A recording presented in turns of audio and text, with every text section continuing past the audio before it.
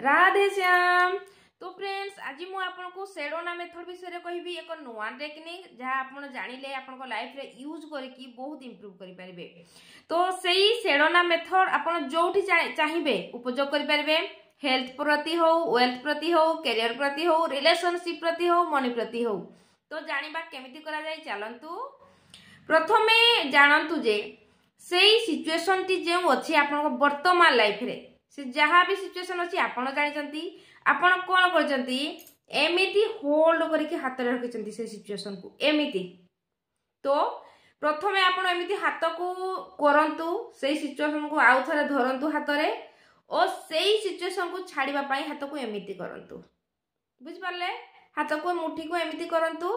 तो कौन करिवे प्रथमे आपण आखि बुझिबे ओ निज को कहे एबे जो परिस्थिति दे गति करुची सेही सिचुएशन को देखिबे आपण केते जोर से परिस्थिति को भाबिकी गंभीर भाव में चिंतार अछंती।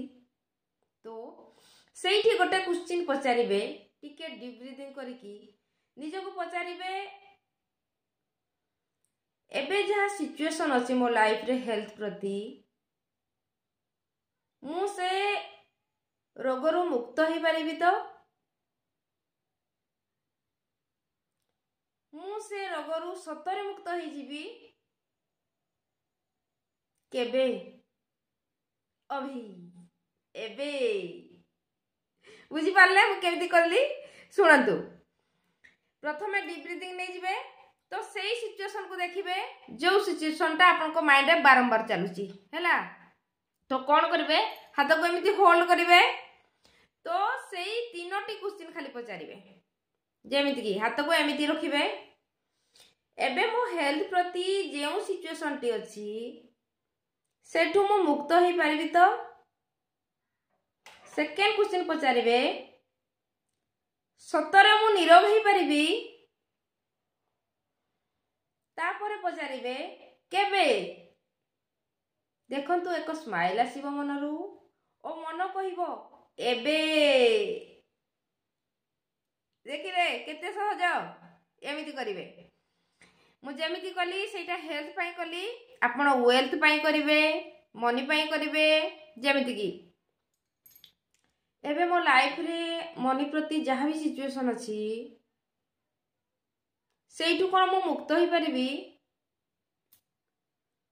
एबे मो लाइफ रे मनी प्रति जहाँ भी सिचुएशन अछि सतरे कोन मु सेठु मुक्त हो पारिबी केबे मनरु आसीबो जोर रे एबे। देखंतु एई मेथड को करके देखंतु बहुत सहज।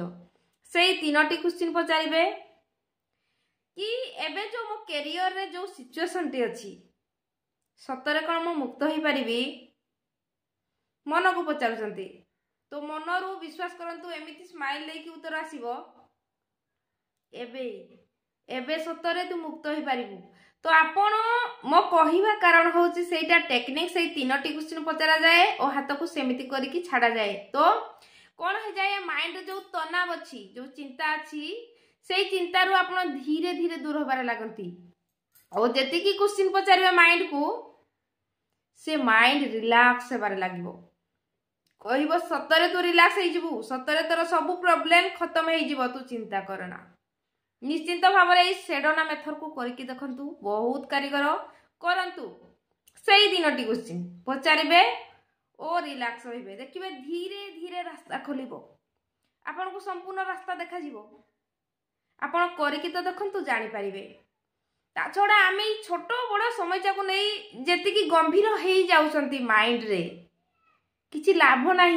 विश्वास करंतु जेति की ऊर्जावान रहिबे पॉजिटिव रहिबे एनर्जेटिक रहिबे आपन को कैरियर प्रति हो रिलेशनशिप प्रति हो आपन को मनी प्रति हो आपन आगे बार लागिबे रास्ता खोलिबो। एई प्रोसेस करके देखंतु देखिबे निहाती रास्ता खोलिबो आपन आगो को जिवे मु गारंटी सहित कहबी। ओ एई टेक्निक बहुत लोक भी आज जाय करि साजंती ओ तांकर जीवन रे भी लाइफ रे सक्सेस पाइजंती करके तो देखंतु तापरे कहिबे केमती लागुची से मेथड करला परे। तो जेमिति कहली सेही तीनोटी क्वेश्चन पचारिबे माइंड को रिलैक्स करके बसबे और सेमिति करिवे। देखंतु एई टेक्निक को आपण 21 डे करंतु। 21 डे कला परे 21 डे भीतर तो रास्ता खोलिबो, किंतु तथापि 21 डे करंतु, देखिबे निश्चिंत भाबरे आपन को माइंड धीरे धीरे शांत होई जिवो। आपन को माइंड रे सेमती आइडिया आसीबो, आपन को संपूर्ण रास्ता देखा जिवो और आपन आगो को जिबारे लागिबे। तो टेक्निक टे केमिति लागिला आपन निहाती कमेंट करी जणैबे। वीडियो टे जदी पसंद आइछि लाइक शेयर सब्सक्राइब निश्चिंत करिवे। आप सबका मंगल हो। Blessing blessing blessing.